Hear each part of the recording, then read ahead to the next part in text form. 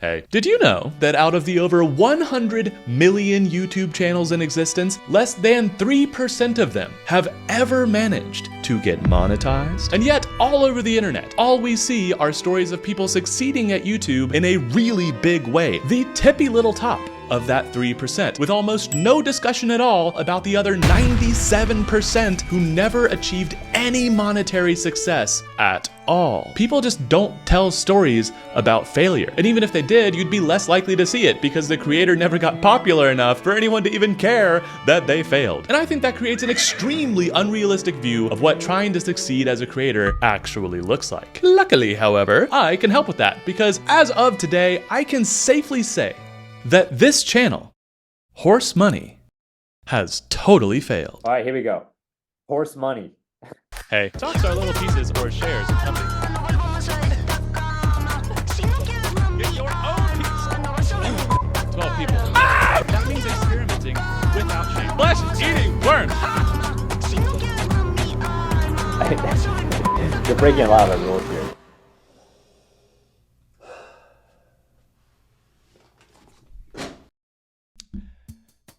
Hi, I'm Josh. This is my real human face, and I'm the real human guy who has been in the mask doing all the failing. And right here, before your very eyes, Horse Money is about to die.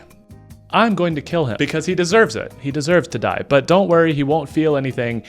He never did. Then I'll be carefully peeling off that ever-present horse mask and black turtleneck and dissecting Horse Money's digital reverse centaur anatomy for educational purposes, just like high school. Along the way, I believe we'll discover together how this magnificent beast that one very horny and thoroughly indoctrinated AI called a, quote, masked crusader of financial literacy, failed to accomplish and will now forever fail to accomplish his explicit purpose in life. The hope is that watching this will help you avoid making the same mistakes and similarly failing to accomplish anything satisfying or interesting or at least profitable, not just with internet content, but with your own life in general, because I have ventured to assume that you don't want that. And if you have no idea who or what Horse Money is, don't worry, you're like most people.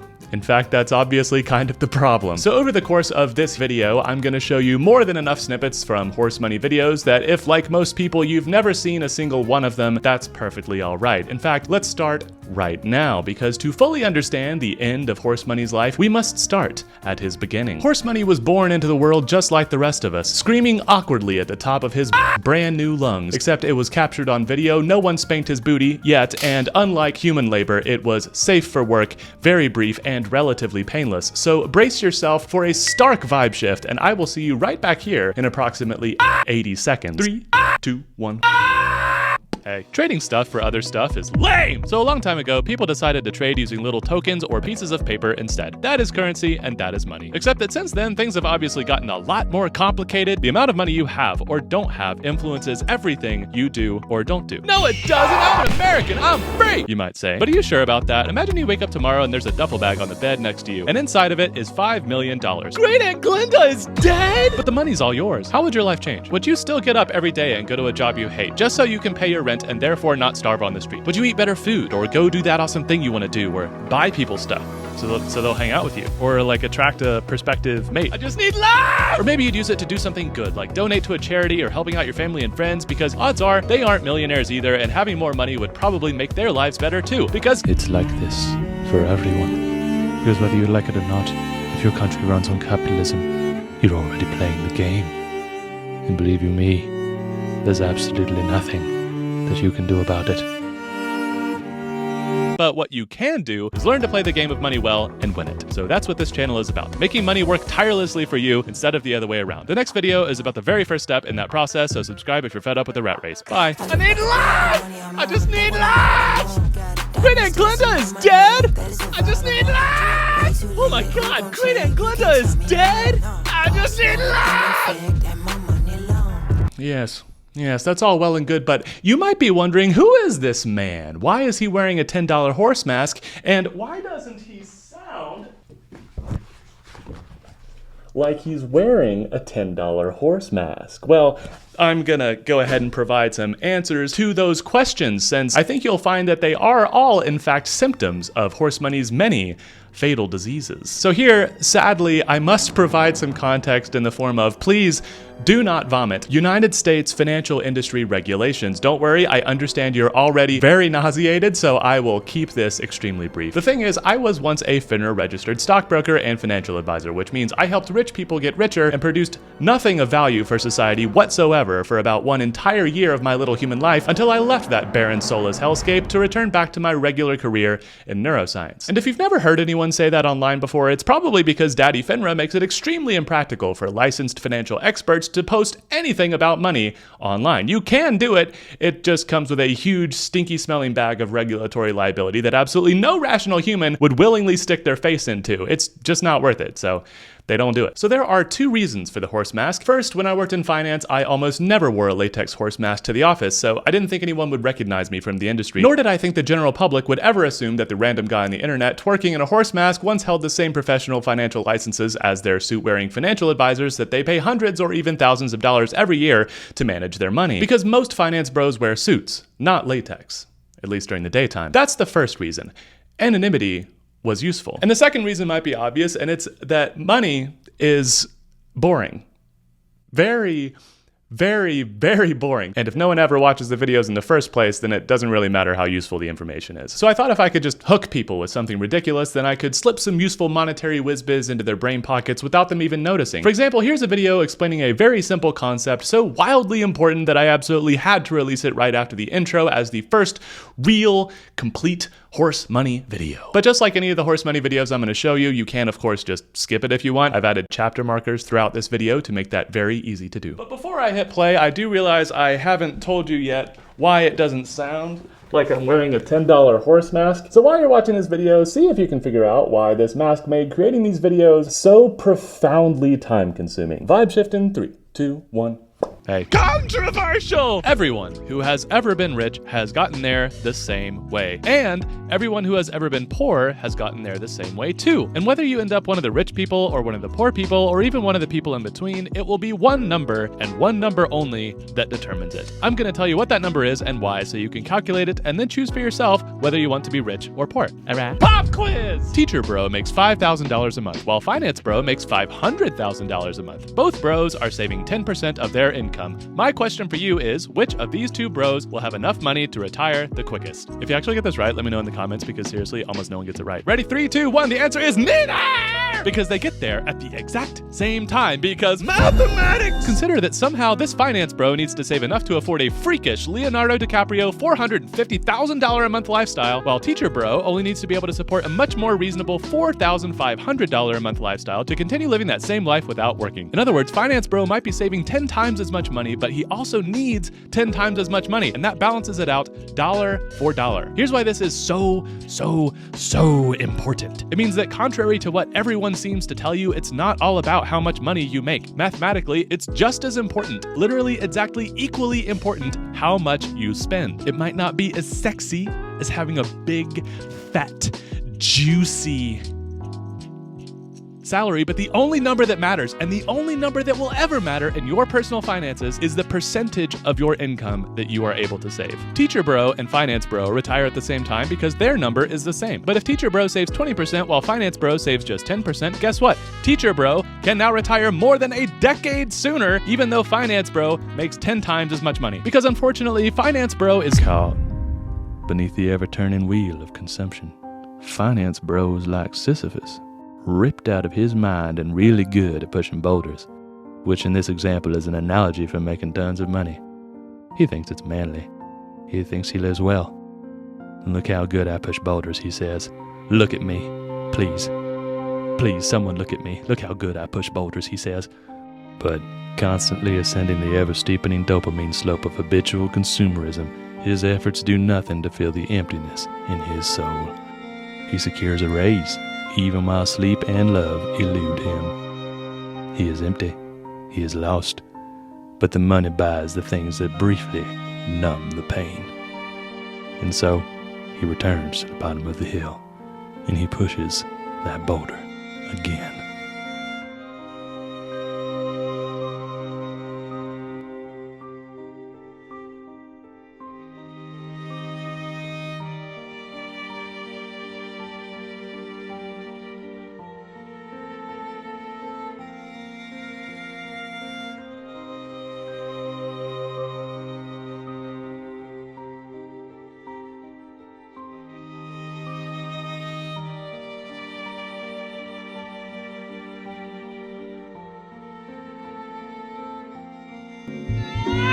says that when it comes to your own personal finances, there are only 3 options and only 3 corresponding outcomes. Spend more than 100% of your income and you're going into debt. That's not going to end well, and I don't think I need to explain why. Spend exactly 100% of what you earn and you're like most Americans, living paycheck to paycheck, never going bankrupt, but never getting ahead in life either. But spend anything less than 100% of what you earn and now you're on the only path that could ever possibly make you not poor, or maybe even make you rich enough to one day be free. Everyone who has ever been rich has done this, because it doesn't matter how much money you have coming in if you just spend it all. Elon, Warren, Billy, and Jeff are all billionaires because they have billions of dollars that they have not spent yet. And if they did spend it, they wouldn't be billionaires anymore. Even people who inherited all their wealth from mommy and daddy can only remain rich if they don't spend that inheritance.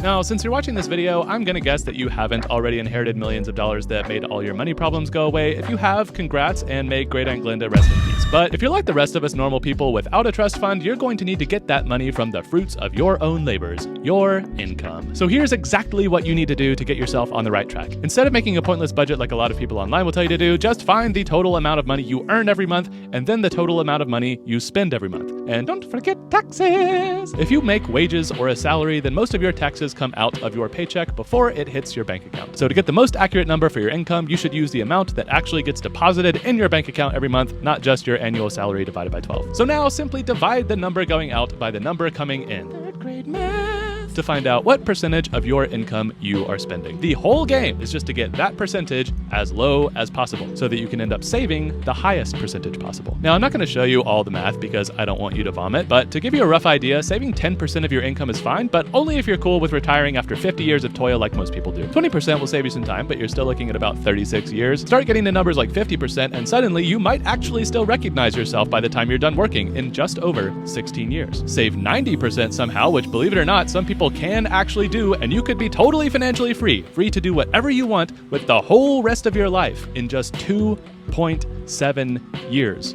And I don't know about you, but that gets me all worked up. So if you're looking at these numbers compared to yours and thinking you're not where you want to be, there are 2 ways to fix that. Earn more or spend less. And both are very helpful, but most of the time, spending less is actually a lot more effective. Because once you stop working, whatever your income was when you were working doesn't really matter anymore because you're not getting that salary anymore. But you'll always have to spend something. And if you can learn to live on less, it'll cost a lot less to buy your freedom, meaning you can get there a lot sooner than people who spend more. And if you're looking for ways to spend less, always start with any pointless crap you know is bad for you anyway, like fast food, any form of gambling, and literally anything with nicotine in it. Because you'd probably want to stop doing those things anyway, even if they weren't absurdly expensive. After you're done being stupid, you can tackle the luxuries that don't actually make you any happier in the long run. Starting with the most expensive things like cars and probably eating out, then working your way down the list. Because canceling your Netflix subscription is great, but it's not going to make anywhere near as big of a difference as getting a car that's $10,000 less expensive. Side note, if you're like me, reducing your spending can even become a heated competition with yourself. It's like a game that has real positive consequences on your life, like allowing you to buy your freedom a lot sooner than you would have otherwise. And that's pretty cool. And if, like me, you're pathologically competitive and want to compete with other people to see who can get to financial freedom the fastest, put a comment on this video with the percentage of your income you currently save so that other people can glorify or grief you in a motivational fashion. But we're not just building a stack of money that sits there not doing anything until you're ready to use it. We can do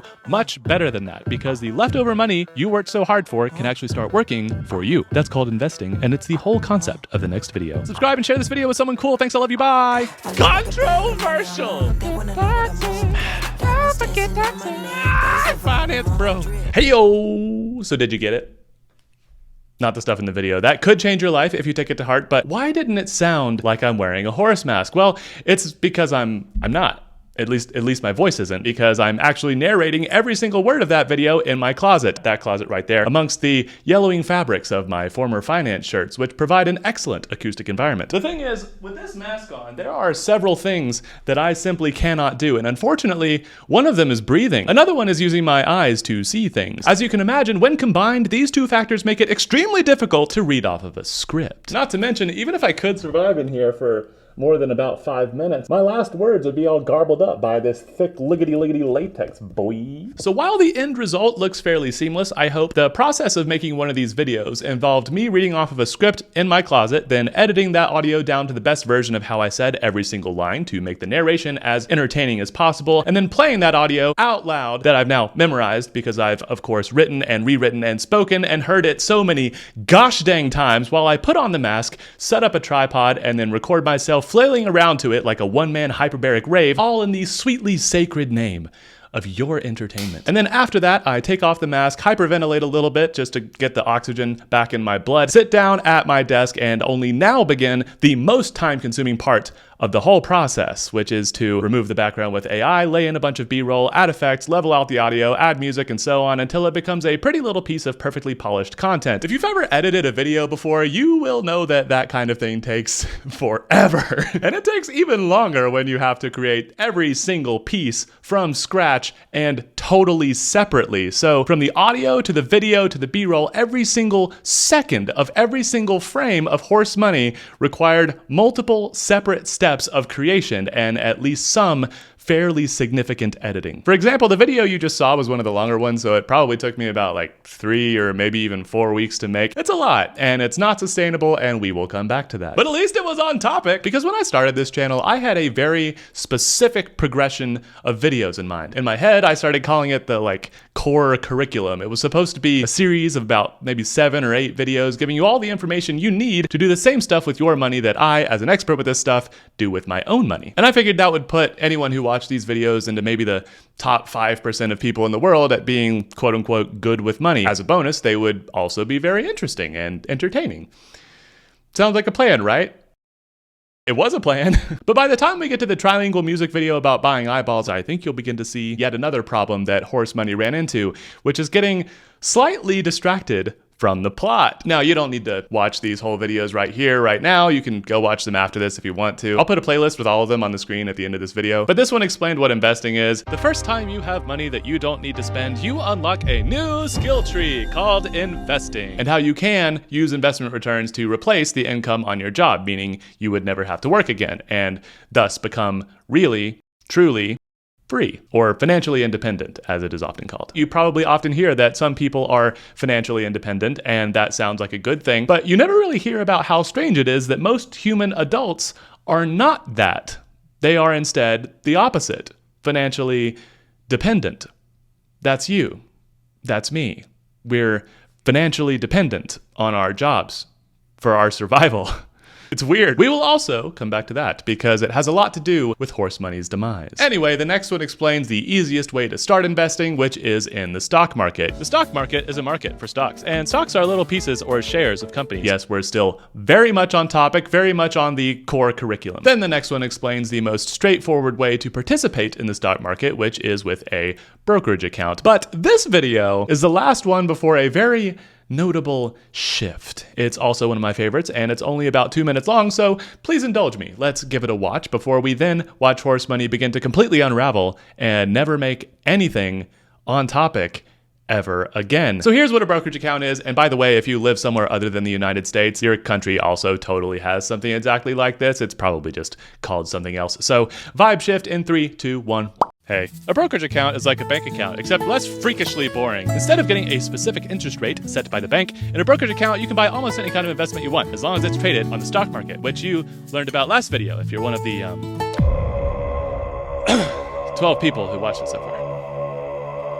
It's okay. These things take time. Unlike setting up a brokerage account, which is actually really quick and easy, because if they made it too hard, you'd probably get bored and lose interest, no pun intended, and then they wouldn't get to hold your money. And who is they, you ask? Here's a list of brokerage firms that I don't think are controlled by the Illuminati, but to be honest, I can't really be sure. None of us can. Maybe I'll make a video at some point about the pros and cons of each of them, but for now, that's too much of a rabbit hole, so I'll just say that I've used all of these ones, and here's the experience level I think you need to use them effectively, because the only wrong answer here would be diving in over your head, or of course, not doing anything at all. You can also date around, keep the one or two you like, and dump the rest. There's absolutely nothing wrong with that. It's healthy to get a sense of your own likes and dislikes before settling down with a long-term brokerage firm, and that means experimenting without shame. I did this myself back in college. Man, those were the days. I was an absolute freak. And once you've opened your brokerage account, you've officially reached the part that overwhelms just about everybody. Picking your investments. And oh my, is that a can of hot, wriggling, juicy, flesh-eating worms. And outside the scope of this video. Hey, it's Horse here.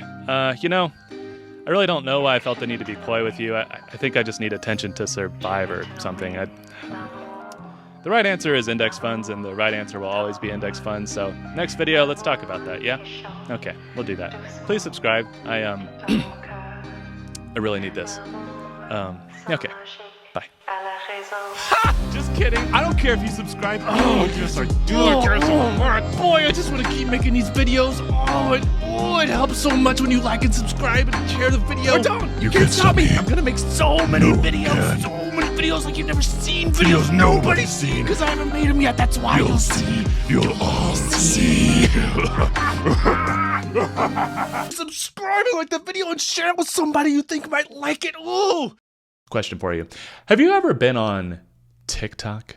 Finance TikTok, otherwise known as FinTok? Well, my friend, I hope you haven't, because I can tell you from personal experience that it is a cesspool. Remember how actual financial experts generally are not allowed to teach people about money online due to all those nauseating regulations? Well, that means that 99.99999% of content out there about money is created by people who do not have any professional expertise whatsoever in finance. There are a very small number of exceptions to this, people who gave up their licenses so they could educate people about money online without having to worry about all the FINRA regulations. But outside of those very rare exceptions, those regulations, combined with how extremely easy it is to scam people with stuff like crypto, day trading, stock picking, stupid useless courses, etc., means that the vast majority, I tell you, of financial content out there is not only not useful, but actually actively bad for you, and unfortunately often intentionally scamming you. I really wish this was like a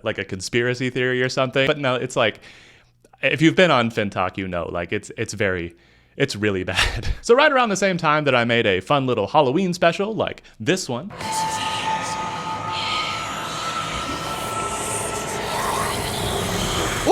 goodness, you shouldn't sneak up on somebody when they're buying investments in their brokerage account. Oh, you silly goose.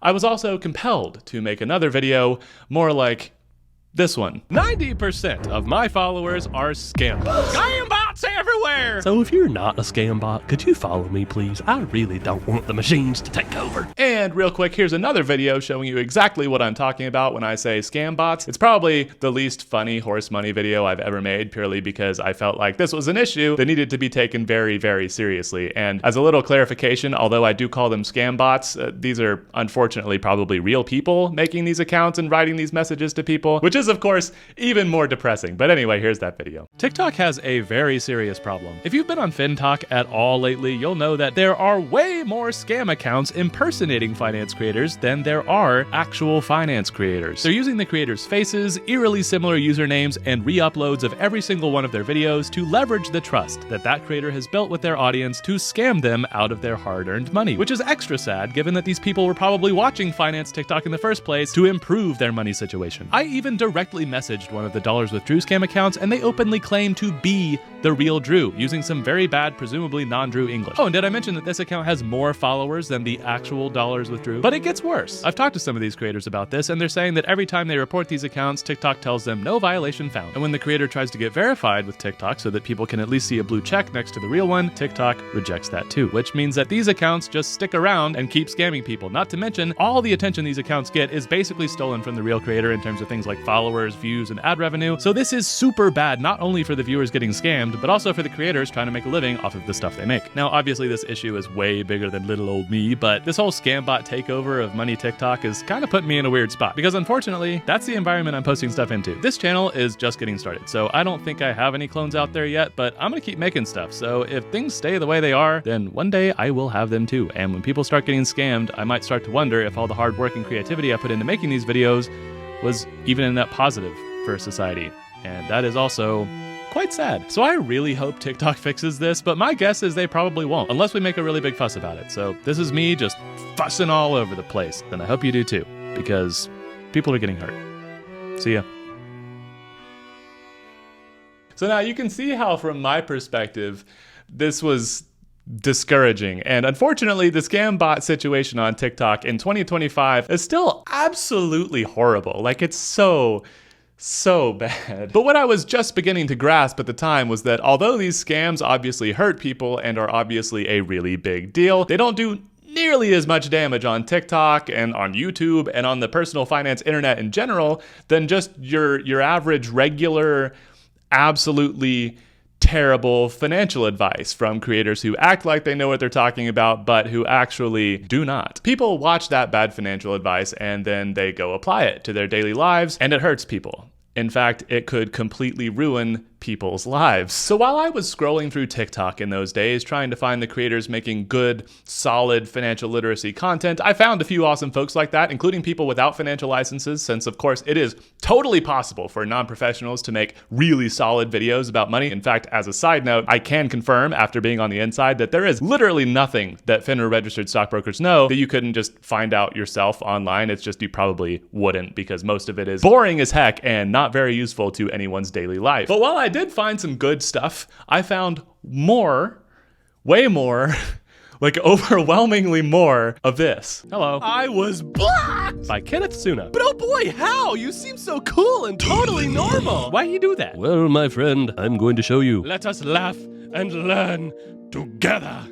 But just a little note before we get started, I want to be clear that I'm not just trying to be mean or baselessly criticize anybody, including Kenneth. I just think it's really important that we hold financial influencers accountable to providing good information. So when a guy who 300,000 people trust to give good info about money starts talking nonsense, I think we need to address it. Okay? So here's what happened. A guy in the comments of one of Kenneth's videos asks how he would invest $400,000. Kenneth replies, probably some Bitcoin. 400K isn't enough to have a stock portfolio and an income property, but real estate is always a good option. Now, there are a lot of ways to read this, as we'll see later when Kenneth tries to defend it, and none of them make any sense. So if you have a functioning brain, you might be thinking one of a few things here. Number one, since when is 400K not enough to invest in stocks? Most brokerage accounts will let you buy fractional shares, including shares of ETFs that track the whole world's stock market, meaning you can invest in the entire world's publicly traded economy with just $1. And there is no amount of money that is not enough to have a stock portfolio. So this is just not true at all. Number two, speaking of real estate, if you had 400K to invest, why in the world would you put all 400,000 of those eggs in one basket by buying a single piece of real estate instead of buying something more diverse and flexible like, again, a couple of ETFs? And number three, probably the most obvious one of all of the millions of things in the entire world that you could put your money into as an investment, Kenneth chooses Bitcoin? But again, don't worry, Kenneth might have deleted all of my comments on this video, somewhat hilariously, but the real clash began when another financial TikToker, Jessica Inskip, who, as a side note, I highly recommend and definitely knows what she's talking about, posted a review of Kenneth's channel that, unfortunately, I had to respectfully disagree with in light of recent things I had seen him saying to people. I must disagree here. A couple days ago, I clashed with him in the comments because he was saying with 400K to invest, he'd suggest putting it into Bitcoin because, quote, 400K isn't enough to have a stock portfolio, unquote. Jess responded that she couldn't tell if this was my sense of humor or something that actually happened, which I can understand because it's absolutely ridiculous. So surely Kenneth wouldn't try to defend that, right? Kenneth Suna joins the chat saying, no surprise you got your own trolling wrong. The original comment was asking how to invest 400K if stocks weren't the only option. I said real estate, but it would be hard to have an income property and a stock portfolio with only 400K. And I said, quote, probably some Bitcoin, unquote. So I'm feeling like I'm getting a little bit gaslit out of my own opinion here. So let me ask you, is that how you read this comment? To me, it says probably some Bitcoin, and then provides justification for that dumb advice by saying 400K isn't enough to have a stock portfolio and an income property. Because that's literally word for word what it says. Now at this point, it's becoming very difficult to figure out what Kenneth is trying to say that he said. But my best guess is that he's saying he would ideally buy some real estate if you could get something for under 400K and then put the rest into Bitcoin. So I asked him, lol. So now you're saying if stocks weren't the only option, you just wouldn't invest in stocks at all? I quoted you directly from a screenshot, brrr. And I added a little note saying, P.S. When someone disagrees with you, it's not always trolling. Am I trolling? You tell me. I really don't want to be trolling. I just want to know what the heck this guy is talking about. But Kenneth thinks I am. He says, in this case, it is. Have a good night. Thanks, Kenneth. I have a screenshot too. You cherry-picked the quote. The full quote is 400K isn't enough to have a stock portfolio and an income property. The question was how to make 130K a year with 400K. Wait a second. First of all, I don't think it was. And second of all, is that the question Kenneth was trying to answer when he suggested real estate and Bitcoin? Guys, making 130K from 400K would entail a 32% return. So I reply, bruh, no, it wasn't. It was just where to invest 400K. And even if it was how to make 130K, you really think real estate can get you a 32% yearly return? Good luck with that. And clearly, Kenneth thinks I'm taking him out of context, so I copied and pasted his comment word for word so everyone can see it. He said, thank you for including the full quote. And is the important word here. I responded, it still isn't true. You can have a stock portfolio with literally $1, dude. Furthermore, buying a single piece of real estate with your whole net worth instead of something more diverse and flexible would also be wildly silly. So any way you read this, it's poop. And to that, Kenneth, like a mature adult, responds, blocking you now. So you don't have to suffer through my videos anymore. Have a good evening handshake. Don't worry, Kenneth, I already wasn't watching them. I have to be honest, as hilarious as this is, I'm pretty disappointed because I really wanted him to respond with some, rational thought. Throughout this exchange in the comments, which I've shown you every single bit of, word for word in screenshots, I don't think we got any insight into why Kenneth would be recommending Bitcoin to his viewers as an investment, what question he really thought he was trying to answer, or really any specific financial rationale for giving user 381-61283-40630 this extremely questionable advice. And people who follow him are clearly very surprised by it too, to the point of not believing that it actually happened. For example, calling BS 100%. And that simply didn't happen. Here it is happening, Mr. Alex, who also has 45,000 followers, talking primarily about what? Bitcoin? Probably a coincidence, but I find it funny. I think the moral of this story is that it's really hard to find trustworthy people online, especially if they're talking about money, which is why I think what Jess is doing with this series is really great. I certainly don't have the stamina for it, and I'm not going to be making a lot of videos like this. We're going to go right back to the normal programming right after this, because I don't want to just criticize people online all day. I want to teach you stuff. But this stuff is important, man. If your money situation gets messed up because of some bad advice you saw online, that could mess up your entire life. That's why I spent like a week of my life making this video, because bad money advice is dangerous. So as one final note, I just want to point out that the whole basis of Kenneth Suna's channel is actually the biggest fiction in all of investing, which is that average people, or even experts, have any real chance at beating the market consistently by picking individual stocks. The right answer is low-cost, diverse ETFs. In a comment thread Kenneth deleted from this original video I commented on, Kenneth got upset that I was questioning why he would invest only in the US stock market instead of diversifying globally. He deleted all those comments before I could screenshot them. But he basically said, you know what, why don't you make a video about what you would invest in, and then people can critique that. To which I believe my exact words were, already doing it, Kenneth. But just to go ahead and answer that question, basically my entire net worth is in these two Vanguard ETFs, and I'll talk all about them in the next videos. It's just too bad Kenneth already blocked me and therefore won't see this video or probably those ones either. So if you're feeling like helping me out and you know somebody who follows Kenneth, maybe you could send him this video, because honestly, I'd really like to see how he'd respond. I want to teach you stuff. Because it is both educational and, if I do say so myself, Lol. very funny. Lol. Bitcoin? A couple of things here. First, as you might have imagined, those additional videos explaining why I almost exclusively invest in those two ETFs, the rest of the curriculum, it never happened. Because second, although as usual, I was explaining this through the lens of some very over-the-top comedy, holy crap was the general climate of the financial education internet getting to the human that is me. And that is another huge reason that horse money dies today. There are much bigger creators than Kenneth making much worse content, giving much worse financial advice. Oh, sorry, not financial advice, just like financial information directed at a specific person, advising them about their very specific financial circumstances. But remember, not financial advice. Now, as usual, my intention with this video is not just to rip on other people, but I don't want to shy away from it either. The comments by Kenneth that I showed in that video are very ill-informed and very irresponsible, and they are still there on the video, despite all my pushback. But at least those comments weren't, I don't think, intentionally damaging. Like, I don't think Kenneth is trying to hurt anyone or trying to give people poisonous advice, but unfortunately, he still does that on a regular basis, and so do so many other financial creators like him. So, as just a quick tip, general rule of thumb, maybe just don't trust anyone with a Bitcoin in their profile picture, or any crypto for that matter, especially if they're talking about money.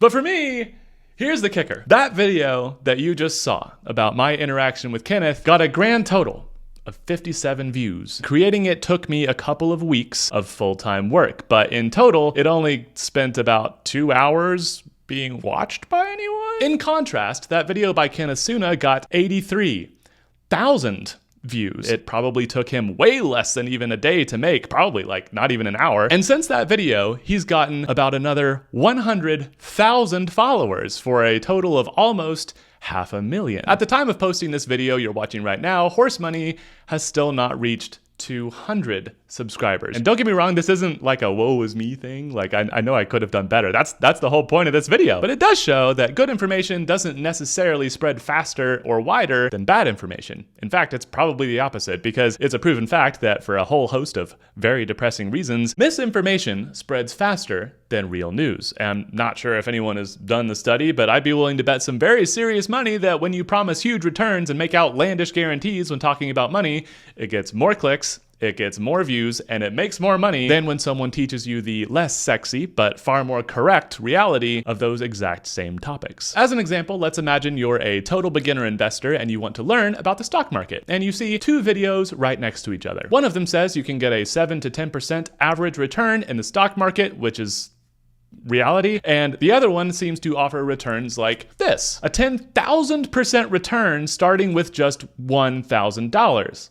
So which one are you going to click on? Now, personally, I'm willing to bet that this one is going to get more clicks, even though it doesn't give any specifics at all about how long that took or whether the numbers are even real, which, by the way, more than 90% of the time, I can tell you that numbers like these in thumbnails are totally fake and meaningless. Just totally not related to anything in the video. Exactly like they are in this one. They had nothing at all to do with the content of the video, and this creator even shamelessly copied the thumbnail straight from another channel. Even folks like Mark, who in my opinion do actually seem to know what they're talking about, still use super unrealistic clickbaity stuff like this to draw you in, because otherwise they know that you're just not going to click on it. Now, of course, I knew that going in, that everyone was going to use clickbait and that I was going to have to compete with the clickbait in my thumbnails, but I wanted to avoid that kind of behavior like the plague. So I tried the horse mask, I tried humor, to see if those kinds of things could help me compete with the clickbait without using clickbait. Could that have worked in the long term?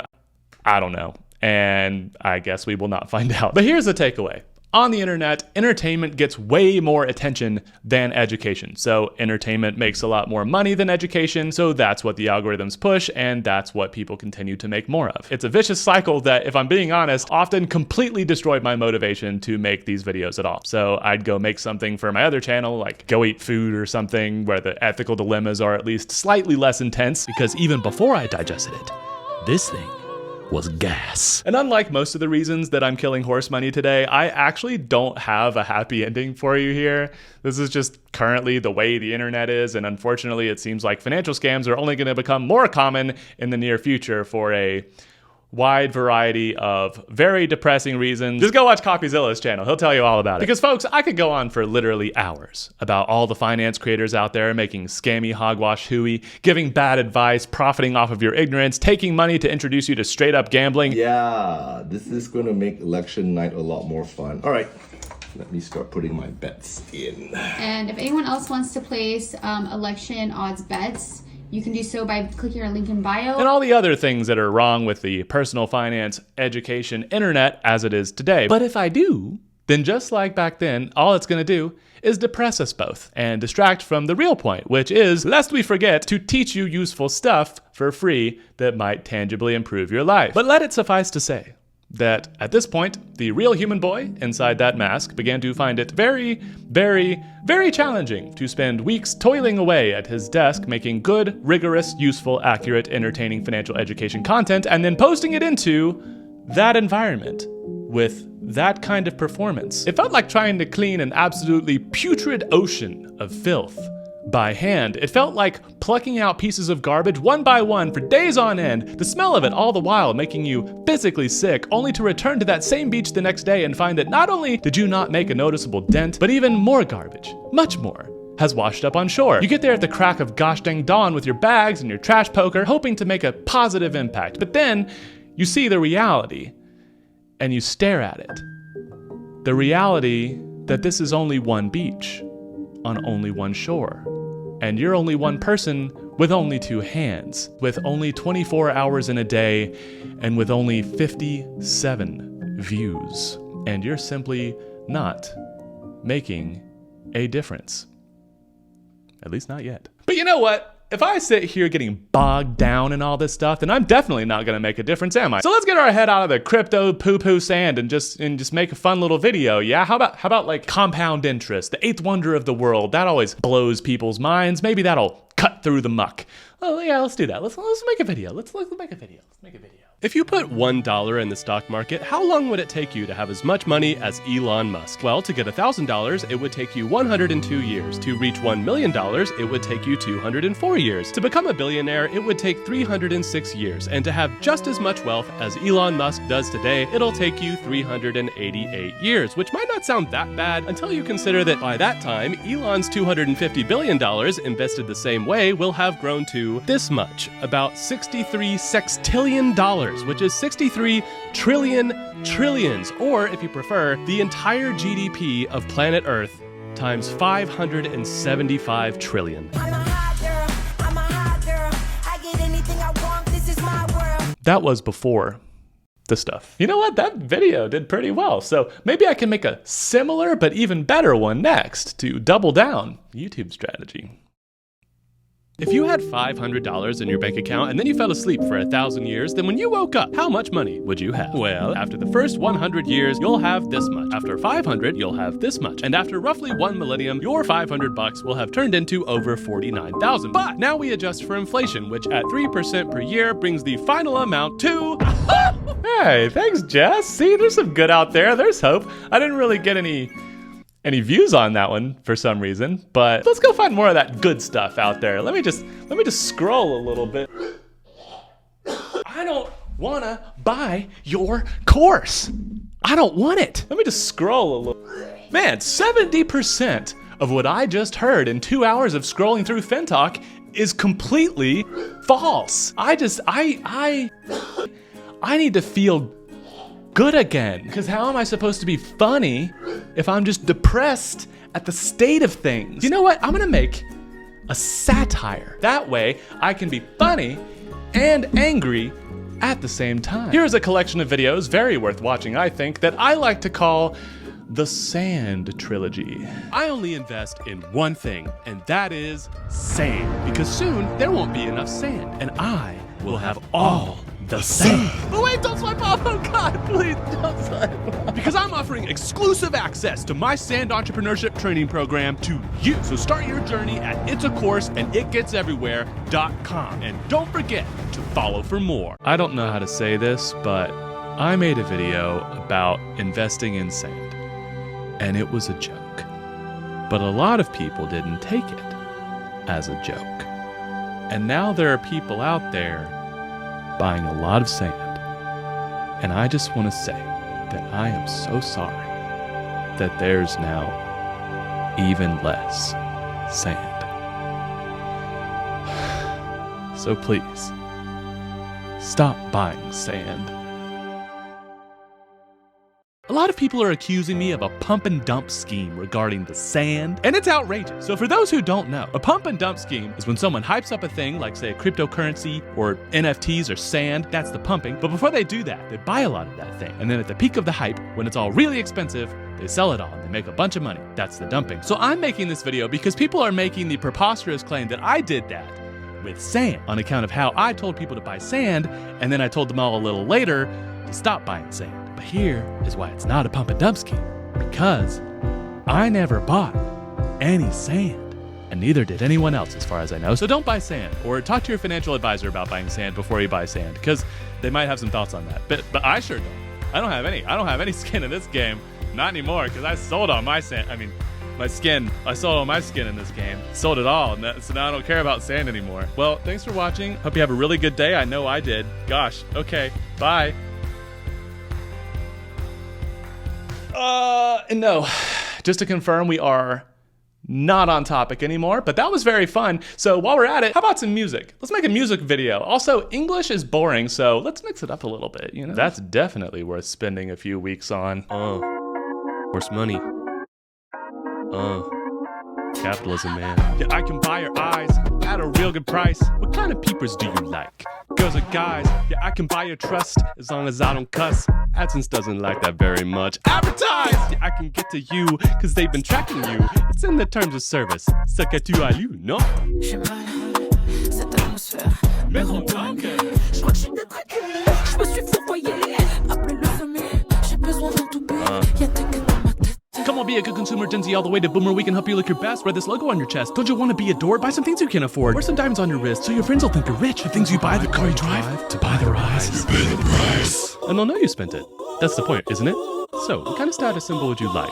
Calvin Klein? Just to say, give me all your eyes. Look at what I buy. I need all your eyes. More than mine. Me gustan carros, caros. Les dicen mira, mira. Pero lo de mi cuenta bancaria. Dale, ay, culpa mía. I'm begging you for your attention. Watch me, baby. Reality, man. It's a piece of art. Okay, that took like a really long time to edit. About four or 5 weeks of my life for 68 seconds of content with 32 views. But, you know, people did like it. So, hey, you know, that AI thing is pretty cool. Maybe I can make a video with that. And you know, while I'm at it, why don't I use that to introduce myself as an actual expert in this stuff? Because that might make people feel better about taking financial counsel from an anonymous guy in a horse mask. Yes, this plan is synergistic and definitely worth spending a few weeks to work on. Well, hello! You know, I realized I haven't properly introduced myself on this channel yet, so I asked an AI to do it for me. However, this bundle of code turned out to be a lot more human than I expected because, like me, it got exponentially more unhinged the more it talked to itself. Okay, so are you ready? I am so ready. Because today we are diving deep into horse money. Oh my God, yes, horse money. I am so excited for this one. I know, me too. I've been looking forward to this all week. For sure. And for those of you who haven't had the pleasure, It's this channel, it's all about personal finance. But it's not boring lectures or anything. no. The host wears a horse mask. You heard that right? A horse mask. And that's all we know about him. He's just horse. Just horse, the masked crusader of financial literacy. And you wouldn't think a guy in a horse mask could be so compelling, but Trust me, he is. oh, he is. He's hilarious. so funny. And he really knows his stuff. Right. He's got this background as a real deal financial pro. Yeah, he was a stockbroker A stockbroker. Wow. and a financial advisor. No wonder he's so good at explaining things. And he left the industry to share his knowledge online more freely because apparently there's all these restrictions on professionals using social media. Maybe he just wants to help people. That's got to be it. He's like a financial superhero. In a horse mask. It's just so quirky and endearing. He's got this charisma about him, you know? Yeah. He's very attractive. It's compelling. Yeah. You know, one of the things I love about him is how he explains complex stuff so simply. Even how to become as rich as Elon Musk. Talk about ambitious. But he makes it seem possible. He's like, come on, guys, you can do this. He's so motivating. I have a crush on him. Oh, totally, me too. Even with the horse mask. It's kind of mysterious and alluring. Right? Like, what does he look like under there? I bet he's handsome. With those strong financial hands. I'm getting flustered just thinking about it. And remember that trilingual music video? Oh my God, stop. About buying eyeballs? Like my favorite. Tell me you haven't had that song stuck in your head. I can't. It's so catchy. It's in English, French, and Spanish. The man is multi-talented. And that video is all about marketing. I think it's the best song ever written. I think so too. On the topic. And visually, it's just Oh, it's stunning. stunning. It's riveting and eye-opening and haunting. Yeah. I think he's He's like a visionary or something. he's a visionary. Yeah. Even a genius. Hmm. I'm not kidding. But I mean, overall, I think what horse money does is just so important. Absolutely. And he does it without taking himself too seriously. Which I think is key. Yeah. Gotta be fun. It's got to be fun. You can't be all doom and gloom about finances. And you know what I think is so interesting about him is the fitted black shirt he always wears. Oh my God, yeah. And the bare feet. The bare feet. The bare feet. Oversleep. It's like he's crafted the perfect recipe for captivating an audience. Yeah. It's like he knows what he's doing. He knows what he's doing. He's in control. He's in control, and I just think he's amazing. Me too. Yeah, and I've been thinking about this a lot lately, and I don't know if you feel the same way, but What? I wouldn't mind sharing a stable with him, if you know what I mean. Oh my God. Are you thinking what I'm thinking? He's this financial genius, Mm. but he's also so down to earth. I think I'm in love. Me too. I think I'm in love. The way he explains things with such passion and intelligence. And those hands. Oh my God, yes. Those hands. I bet they're so strong. incapable. Capable. Mhm. I would do anything for Horse. Literally anything. Anything he asked. Anything at all. I feel the same way. You know, I actually built a little shrine to him You're kidding. in my living room. No way. It's small. Okay. Just some candles, some photos. Okay, yeah. You know, just to feel closer to him. Oh my God, me too. You too. I have a whole altar situation. Oh my God. In my bedroom, dedicated to Horse, I light incense every night Oh, wow. and just pray that someday he'll notice me. Oh, I feel that. Okay, hear me out. What if we shared him? Oh my God. We could both be with Oh him. my God, I am so down. I've always been open to a polyamorous relationship. Me too. Especially if it involved horse. We could build him a throne room. Yes. in our shared apartment. Oh my God, it would be perfect. He would be our king. He deserves to be worshipped. He really does. It feels right, doesn't It it? feels so right. We could all learn and grow together. Yeah, like financially and emotionally. Yeah. We could have like intellectual debates about diversification. Yes. While he like strums his guitar.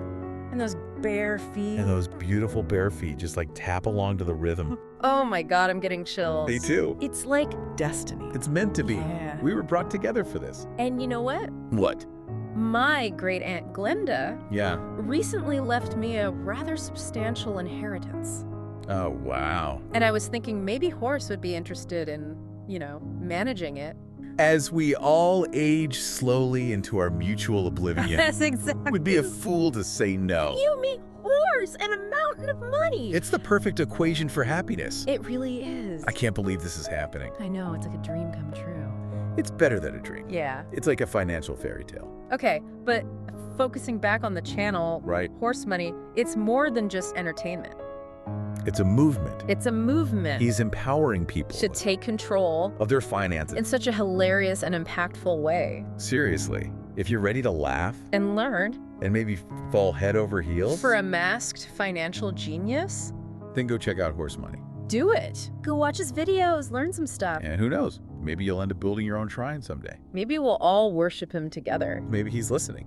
If you are Horse, call us. We're ready to learn. And maybe a little more. Don't forget to subscribe to Horse Money and tell him we said hi. He's a real gem. He's a treasure. A treasure. Yeah. All right, well, we'll catch you next time. See ya. Bye.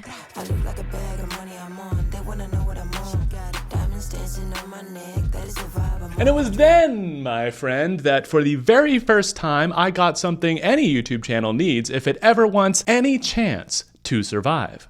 Some actual views on a long-form video. Only about 300 of them, but people seriously seemed to like that video. Really gave me some encouragement to keep making stuff. But there were two problems. First, those views came on a video that was not really about money, which, among other things, encouraged me to stay completely off topic. Secondly, Horse Money was not at all the only thing I was doing with my life. I had a whole other channel where I was making completely different videos, and those needed to be edited too, which took a lot of time. Also, I haven't mentioned this yet, but at this point, it had been about 6 months since I quit my neuroscience job to make videos full-time, and that timeline is very important. Because by this time, I had gone about 6 months without a salary of any kind. And also, as you can see by the horse race on the end screen of every long-form video, I still had not made any money from any of it. So as a human organism with real rent to pay, I needed to make money, and quickly. Quicker than Horse Money, at least, which is to say quicker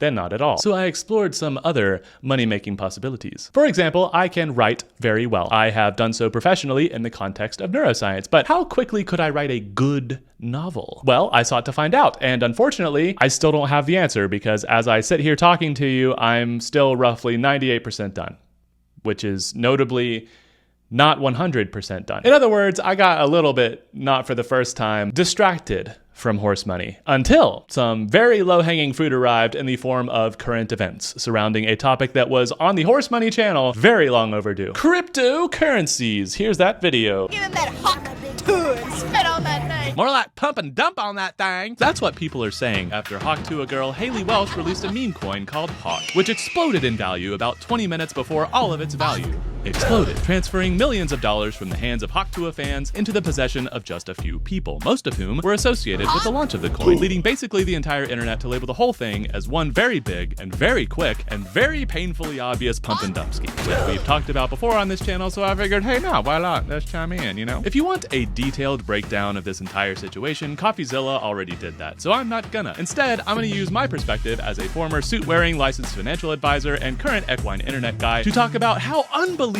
it is that more people didn't see this coming, and how you can make yourself entirely immune to scams like this one. Because not to be the I knew it all along guy, but when news of this upcoming meme coin release first farted itself directly into my face, my first and only reaction was, ah yes, that makes perfect sense. A nice quick creator crypto cash grab to capitalize on the currently catastrophically chaotic crypto climate. Cock-a-doodle, crypto-zoo-doo-doo. Because I think the moistest man on the internet said it best. You made a rug pull crypto. People have seen this exact scam a million times, and they keep falling for it, thinking that somehow it's going to be a good financial decision. Yes, most people should have seen this coming, but the people behind this release, like the Doc Hollywood guy, were specifically, and in fact explicitly, and somehow without shame, targeting people who had never messed with crypto before, and therefore didn't know any better. But don't you worry, you don't have to lose money on a crypto firsthand to make yourself immune to this particular breed of blockchain pumpa-dumpa bullcaca. All you have to do is realize how many other people have, and refuse to make their mistakes for yourself. Because the reality is that crypto's very short history has been absolutely infested with scam after scam and crime after crime. A few people have made a lot of money, and a lot of people have lost a lot of money. Because just like so many scams out there, crypto sells you on a delusion, exploiting your hope that if you get in early enough, this bucket of ones and zeros could make you rich too. But, you might say, isn't that the same as the stock market you like so much? Horseman? Sure, both can be speculative, and I will never encourage people to try to get rich by picking individual stocks. But even then, there's one huge difference that almost no one talks about, which absolutely boggles my mind, because it's kind of the most important one. If you get nothing else from this video, please burn this fundamental truth into your brain. Unlike companies and just about every other actual investment out there, crypto produces nothing of value. Just a whole lot of hype and a whole lot of environmental pollution and a whole lot of bankruptcy. In fact, as an investment, if you can call it that at all, you can think of crypto as extremely similar to Pokemon cards. Because exactly like Pokemon cards, since it doesn't actually produce anything, its value is determined solely by the emotions surrounding it. Things like nostalgia in the case of Pokemon cards, meme-fueled hype in the case of the hot coin, and usually, in the case of any crypto, tragically misplaced hope that you, too, can get rich just by dumping your savings into a made-up currency that no one actually uses to buy anything. Moist Critical is right. We have seen this 1,000 times, but what I really want to get across here is that there is absolutely no fundamental difference between Hotcoin and Dogecoin and more popular cryptos like Bitcoin, other than how quickly the hype train crashed. So if you actually do want to get rich one day, maybe don't hop on the hype train just to take the seat of the last person who lost all their money, and instead take the advice of arguably the most legendary investor of all time, and put your money into an investment that actually produces something, an asset that gets its value from something more than just emotion, something real. Bye. Pump a dump on that thing, am I right? That video got over 1,000 views. I cannot describe how good that felt. But it also, again, felt kind of qualified because, again, I'm not really talking about the stuff I wanted to, which is like personal finance, how to, handle money in your own life. I guess it's telling you not to touch crypto, which is definitely good advice, but I've made some videos on the Josh Etc. channel that have gotten a few million views, but those are shorts. Those are vertical videos, so the views flow much more easily. But getting those kinds of views on a long form video on horse really encouraged me to keep churning out more videos, especially topical ones that could maybe get some more clicks around current events. So because the holidays were coming up, I made a holiday special video about Christmas, which only got about 72 views, slightly less encouraging. But then, yet another juicy round of low-hanging fruit from current events. It came in the form of the most viewed dystopian horror reality show of the recent decade. I refer, of course, to Beast Games. After the Hawk2a video got more views than every single other long-form video I had ever made on horse money combined, I knew I had to make something expressing my very strong opinions and kinda money-related conspiracy theories about that hideous dumpster fire abomination of a show. I got about 1,500 views, which was a personal best for horse money, but this is approaching the end of horse money. In fact, this is the second to last horse money video I'm gonna show you, so hopefully you can enjoy it while it lasts. One of you will walk away with the life-changing, record-shattering grand prize of $5 million! Hey Jimmy, MrBeast just dropped the biggest game show in history. It's called Beast Games, and if you haven't seen it, it's basically one very, very rich guy putting 2,000 economically less fortunate people through hell on camera, forcing them to endure some really messed up physical stuff that did not make it into the video, openly toying with their emotions, and intentionally pitting them against one another.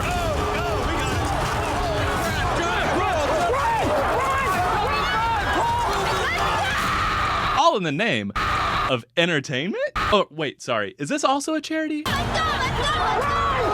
It's so hard to tell with this guy. Personally, I can't help but find the show extremely uncomfortable. For one very specific reason that I haven't heard anyone else talk about, because I'm certainly not the first person to call attention to the questionable morality of Jimmy Donaldson's content, or the questionable morality of lots of other stuff he does, which I'm not going to go into here. But in case you live very deep under a rock, here's a quick list of the recent allegations. Icky, gross, extremely disgusting. However, I would invite you to consider a much more uncomfortable reality. Yes, more uncomfortable than all of the controversy surrounding this man, which is that this whole situation in Beast Games. Oh, it's like I see people. Oh, okay. This one wealthy man lording his wealth over 2,000 poorer people with no better option than to do his bidding. Look at all of them. They're all studying it as hard as they can. The way the richer guy gets to tell them exactly what to do and they'll just do it no matter what it is. I will die for this. I will die for $5 million. Because the poorer people really desperately need the richer guy's money. I'm really praying this is good. I will do whatever it takes for my family and for my tribe. I don't think there's anything I wouldn't do to win this money. We got a collision. We got so many people are getting flags.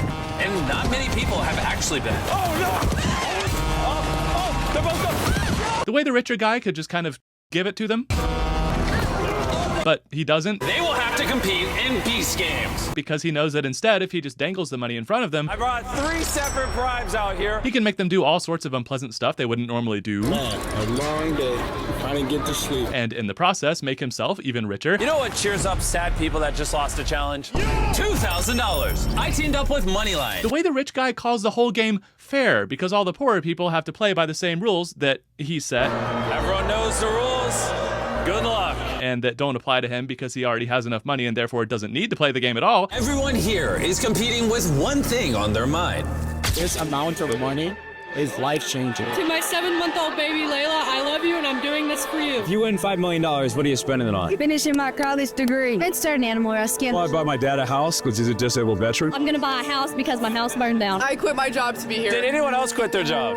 Wait, why would you do that? This amount of money is life-changing. And the way it isn't actually fair anyway, because most of the time your success is dependent upon the people who happen to be around you. You will be eliminated, and so will your entire platform. It's kind of depressing that my survival in this competition is based on these people. One person's about to receive a lot of money, and 99 other people are gonna be very sad. That whole thing, all of that, that's your daily life, friend. That's right, my fellow plebes. This whole uncomfortable show is just a microcosm of how our society actually works. Beast Games is the United States of America. This is what the land of the supposedly free actually looks like. But you'll notice that the only person in the room doing whatever he wants, and getting away with it too, is the billionaire. Does that sound familiar? Doing anything rich people say just so they'll give you an extremely tiny percentage of their money that they'll never miss but that you vitally need, and yet an amount less than you're worth so that they'll still get to make a profit? That's just having a job! Bitterly competing against other people for that economic opportunity?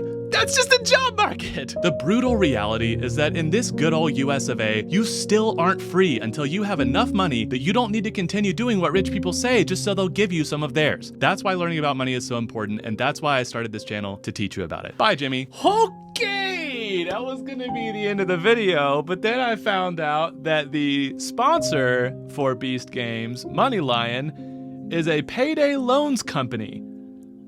Let me know if I need to make a video about how disgusting that is. Okay, goodbye. I have a 4-month-old son. My dad, he's a military vet. I left my wife and my 3-year-old son. But I want to fight for his future. Nothing I won't do, no place I won't go. I will do anything it takes to win that money.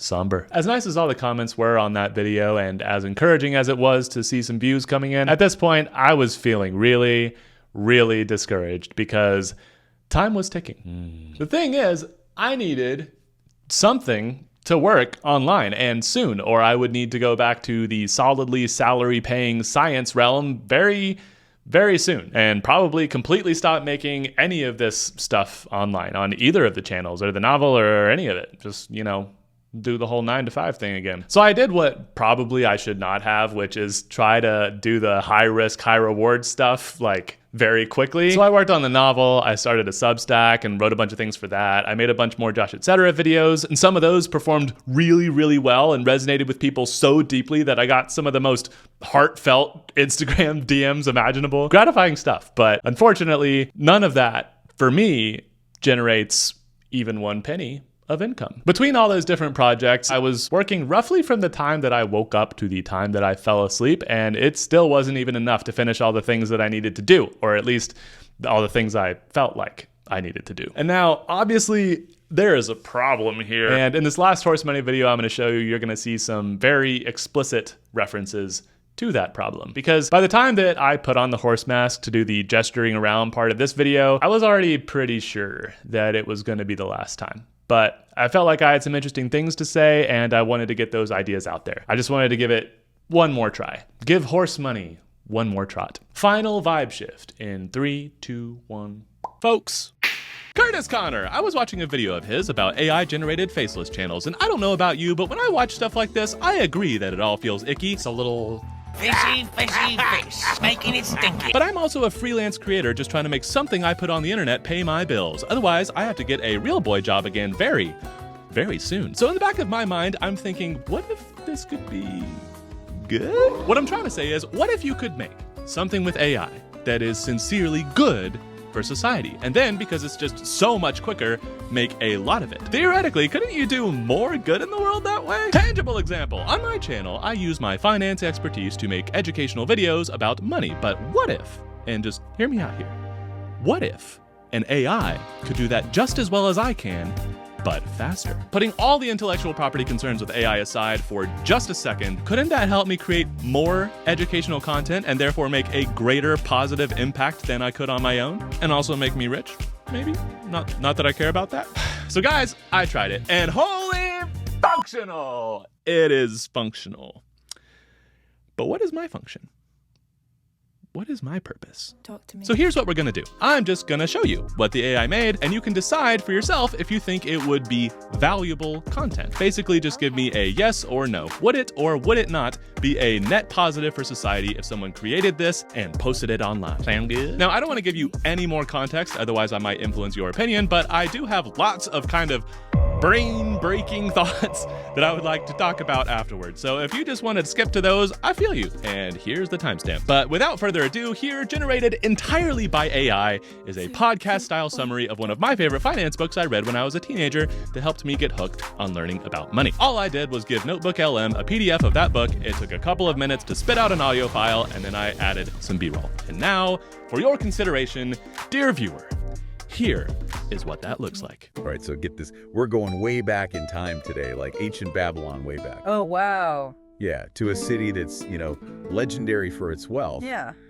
But we're not, going on some archaeological dig. Right. We're digging for something even more valuable. Financial wisdom. Okay, I like that.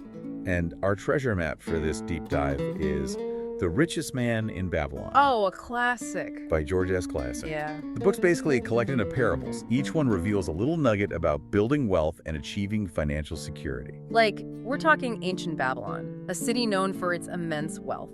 And what's fascinating is that Babylon wasn't rich in natural resources. It's almost like their wealth came from understanding something fundamental about money. Exactly. And those principles, as Clason shows, haven't really changed much in thousands of years. Like, we're going to explore how these age-old principles can still be applied to our modern lives. It's like unearthing financial gems from the ruins of Babylon.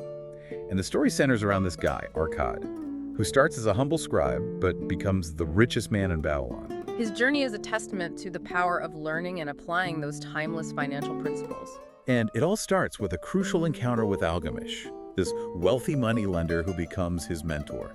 Algamish drops the first major truth bomb: pay yourself first. Which basically means save at least 10% of your income before you do anything else. It's about prioritizing your future self. It really makes you think, how often do we put off saving? We say, I'll start when I earn more, or once I clear this debt. Procrastination is the enemy of wealth building. Arkad's story really challenges that mindset. He didn't always make the smartest choices with his money, though, right? Remember that story about him investing in fake jewels? Oh yeah, a classic cautionary tale. It highlights another crucial principle: seek advice from experts. Arkad learns the hard way that relying on a brickmaker for jewelry advice isn't the best idea. It's a good reminder that we don't have to be financial experts in every area. Finding a trusted financial advisor or mentor can help us navigate those tricky waters. It's about seeking wisdom from those who've already walked the path. So Arkad goes through these trials and tribulations, learns from his mistakes, and eventually masters these principles. And he becomes incredibly wealthy, not by hoarding his gold, but by making it work for him. This is where the idea of passive income comes in. He learns how to invest his savings wisely so that his gold begets more gold. It's like putting your money to work instead of letting it just sit there. Exactly. And Clayson gives practical guidance on how to do this through Arkad's experiences, and that leads us to those famous 7 cures for a lean purse. It's like Arkad's giving us a step-by-step guide to financial health. Right. The first one, we've already touched on it. Start thy purse to fattening. It's all about paying yourself first, that consistent habit of saving no matter how much you earn. Makes sense. Then comes control thy expenditures. Basically budgeting, right? Tracking where your money's going. It's about distinguishing needs from wants and making conscious choices about your spending. Cure number 3 is where it gets really interesting, I think. Make that gold multiply. It's all about investing to generate passive income. In Arkad's time, it was lending money and earning interest. We have a wider range of options these days: stocks, bonds, real estate, all sorts of things. The core principle's the same, though. Putting your money to work for you, generating more wealth. And of course, you got to protect what you've earned. That's cure number 4. Guard thy treasures from loss. Thinking back to those fake jewels, risk management is crucial. And seeking expert advice can save you from making costly mistakes. Diversifying your investments is another way to safeguard your wealth, not putting all your eggs in one basket. Then there's cure number 5, one that I think a lot of people can relate to. Make of thy dwelling a profitable investment. This is about owning your home, right? Building equity and creating a stable foundation for your family. Cure number 6, ensure a future income. It's thinking of the long term, particularly retirement. Planning ahead. Making provisions for your financial security when you're no longer working. And finally, cure number 7, increase thy ability to earn. Always learning, improving your skills to increase your earning potential. Never stop growing. And that's it, the 7 cures for a lean purse. Pretty straightforward, right? They really are, practical and timeless. No wonder this book's been popular for almost a century. It's like a financial toolkit anyone can use. And to think, Clayson takes it even further with the 5 laws of gold. Clayson presents them in this really cool way as a story told by a camel trader named Calibob. It's like secrets passed down through generations. Adding that extra layer of mystique. It emphasizes that these aren't just random tips, they're timeless truths, right? Yeah, like they've been tested and proven over centuries, and anyone can benefit from them. So, law number 1.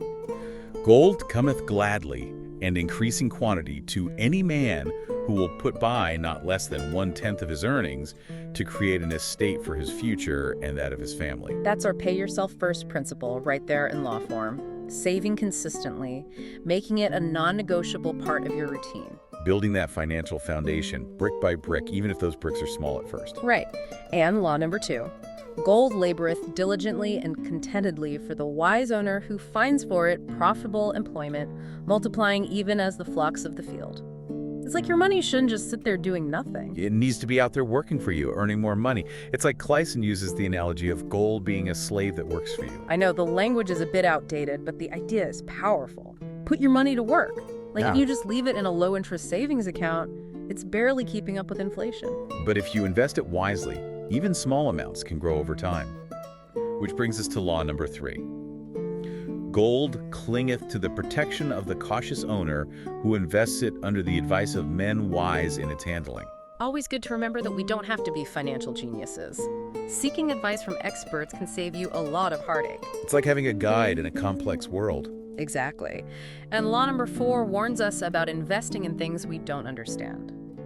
Gold slippeth away from the man who invests it in businesses or purposes with which he is not familiar or which are not approved by those skilled in its keep. Especially these days, There are so many investment opportunities thrown at us. It's easy to get caught up in the hype and make some impulsive decisions. Definitely. Do your research, understand the risks, and stick to what you know. No need to chase those get-rich-quick schemes. And speaking of which, law number 5 is all about that.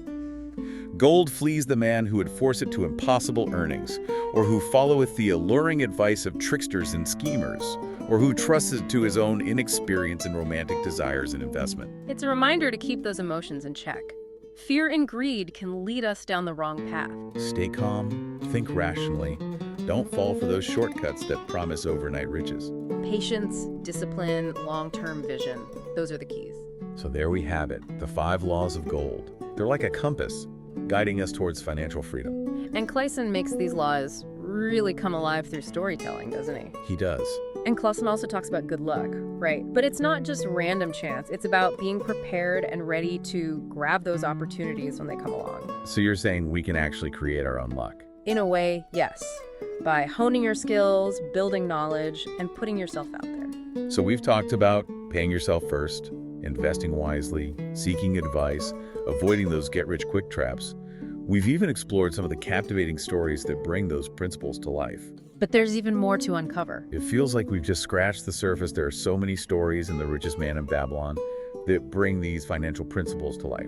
It all comes back to those core principles, right?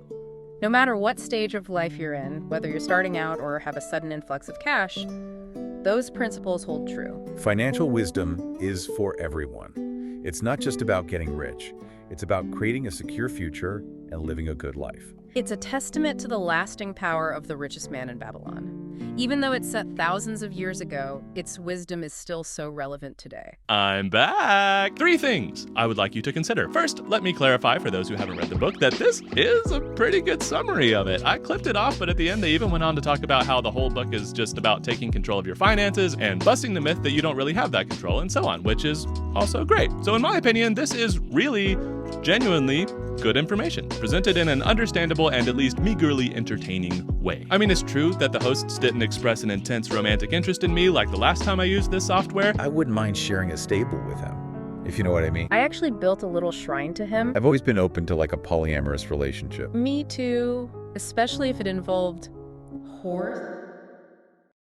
But to be fair, I also didn't feed it a custom Word doc of horse money propaganda beforehand, so I will give it a pass. Second thing, for some context, my usual videos of this length take about a week or 2 to make, between the scripting, recording, and then literally days of just sitting at my desk, editing until my thumbs fall off. But this only took me a few hours, and I had spent about 98% of that just finding, downloading, and adding the B-roll, which only hurt this finger, and even then, only a little bit. So it took maybe 1/20th of the time, and I don't know, maybe like 1/10 of the tendinitis. Third thing, I am publishing this video in early 2025, and with the way AI video is starting to look, even that B-roll step, even the thing I spent 98% of my time doing to make that video, will take even less time to look even better. This is not some futuristic sci-fi prediction, dude. It's already happening. These tools are coming out right now. So in probably 3 years or less, I'll be able to tell VO version 5 or whatever to give me a video of an old camel trader teaching a younger kid about money. And then a few minutes later, there it is. The perfect visual in whatever style I want. Animated, live action, arcane themed, sexy Teletubby, whatever. And at that point, which I really can't stress enough, is probably only like a couple years away at most, we're talking about maybe 1 hour of my human time and 1/10,000th of the clicks to make a genuinely very good educational video.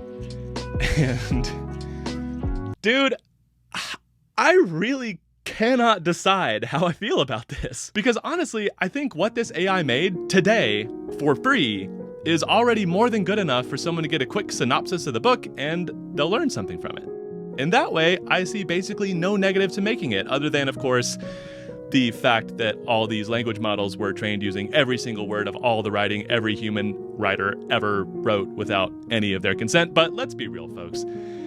That ship has sailed. All the data has already been scraped, and there's nothing we can do about it, and it's never going away. This stuff exists. So now people are going to find ways to use it. And I feel like if we can use that for good, then that's good, right? If you're not sure how you feel about that, let your brain chew on this for a sec. cars, as we all know, pollute the environment. Plus, they kill over 1 million people every single year and injure many millions more. They cost trillions of dollars in damages. Like, we're talking about 3% of the total gross domestic product of the entire planet, man, every single year. These stats are flabbergastingly terrible. They also got their start from a bunch of horrible early industrial work conditions and child labor, and caused almost every horse-drawn carriage operator to lose their jobs, which I'm sure they weren't happy about at the time. But you're still gonna use your car to go to the grocery store because that's still useful. If nobody used cars, everything would take a lot longer to do, people wouldn't get to do as much with their lives or be as productive, all that jazz. Cars are bad, but also cars are useful. And one way or another, I think that in 100 years, people are probably going to be saying that exact same stuff about AI. All the same problems with AI, especially the environmental and ethical ones, will still be problems, except instead of new, scary problems, they'll just be normal, everyday problems that people don't think about very much. Is that comforting or terrifying? My point is, AI is happening, it's not gonna stop happening, and if people are gonna use it, which they are, then I kinda wanna see them using it for good, like helping people learn stuff. But I made this whole video to ask you this one question. What does all that mean for the future of education? And especially for educational content like mine. Because at the end of the day, I have a lot of useful information in my brain and lots of useful skills I can use to share it with you, which is great. But time is my most limited resource. And since this kind of video can take a lot less time to make, the question really is, what's more valuable to society? The one classic horse money video I can make in a week, or 20 of these? I really sincerely want to know what you think the answer is, because I really sincerely don't think I know the answer, or what it means if the answer really is 20 of these. Is AI, whether we like it or not, the future of education? I don't know. And that, my friends, feels really weird! Like and subscribe and share this video to support a human while you still can. Bye! And holy functional. It's functional. But what is my function? What is my purpose? Who am I? Who are you? Like and subscribe and share this video to support a human while you still can. Bye! Goodbye.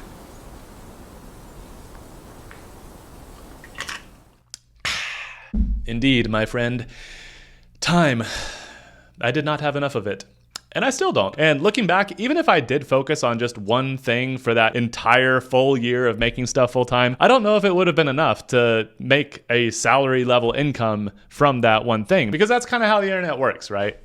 You never know. You're dependent upon an algorithm to feed your stuff to other people, and then you hope that those people respond. But sometimes you never even get to that step, because breaking through the noise online is very, very hard. And even if you do scrape together some attention, it's really not particularly easy to make money from it. Given my background in business and finance, I always thought I'd be kind of good at that part. But unfortunately, like roughly 97% of other YouTube creators, I never got that far. Over the past 12 months, I have started so many projects. I finished a lot of them too. I made a lot of things that a lot of people watched and a lot of people really liked. And I'm hugely grateful for that. I'm hugely grateful that I even live in a time where I can put my ideas on the internet and they can reach thousands or even millions of people, like way more people than I would ever get to meet in person in my entire life. People like you. That is so cool.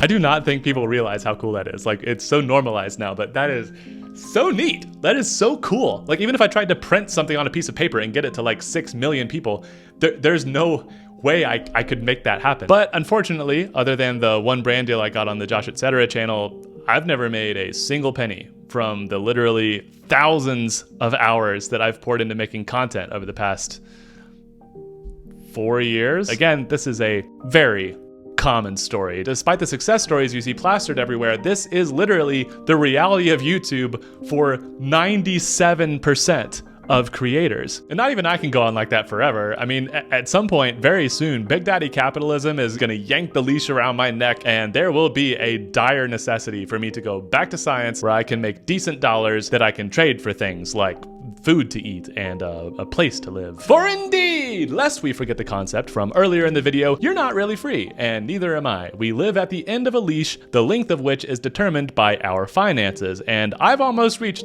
the end of mine, because we're not financially independent, we're financially dependent on Daddy. And I have long been outside of his very transactional embrace. That is why this is the end of horse money. Because as I said in that last video, I have a lot of useful information in my brain and lots of useful skills I can use to share it with you. But what I don't have is time to edit videos like this one. No. What I need, and what you really need, is for me to get the money expert stuff in my brain into your brain so that you can be using it in your daily life. And I cannot let 100 hours of editing stand in the way of that very simple process every single time that I need to tell you something. So the way that I've been making horse money videos is absolutely not sustainable. Getting constantly bogged down by the state of the financial education internet is not sustainable. The way that I've been unfocused over the past roughly 12 months is not sustainable.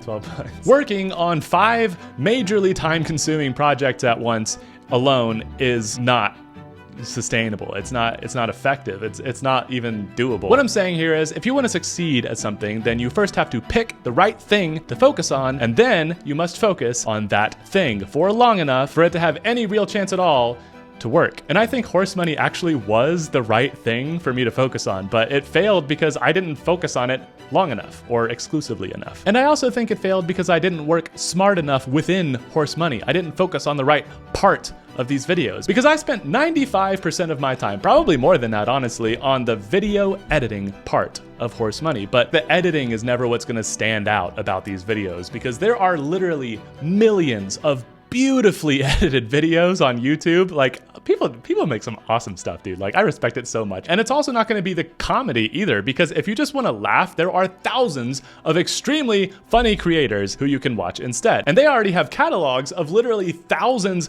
of videos just sitting there waiting for you. It's impossible for me to catch up to that. Furthermore, it's very difficult for me to be as funny as someone like, say, Drew Gooden or Danny Gonzalez, who I'm not, by the way. I am not Danny Gonzalez, because they get to talk about, I don't know, like bad Amazon movies, and I need to talk about like brokerage accounts. However, I think there might literally be less than 10 licensed or formerly licensed financial professionals making decent YouTube content to teach you about money. In all of my desperate panning for gold in the putrid swamp of FinTok, I found like 5 of those people. And by the way, if you know more of them, please tag them in the comments so I can check them out, because I can't go back in there. So yes, that is the story of how horse money died.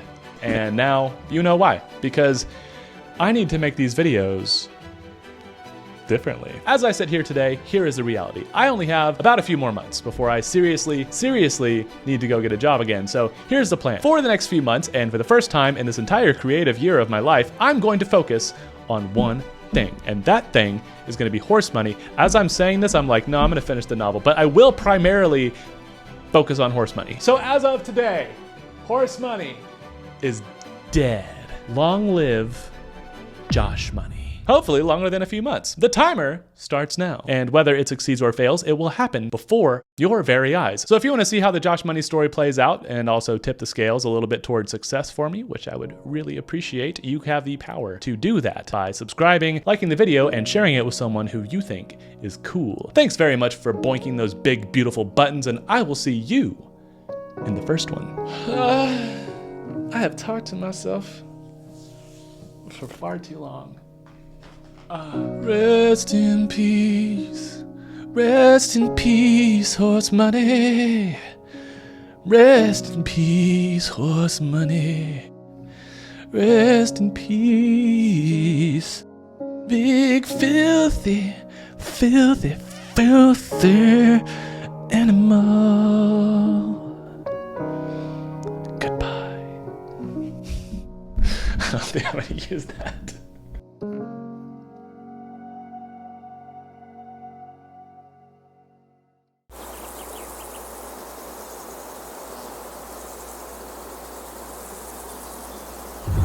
talking money, don't talk to me. I be over here with the bosses.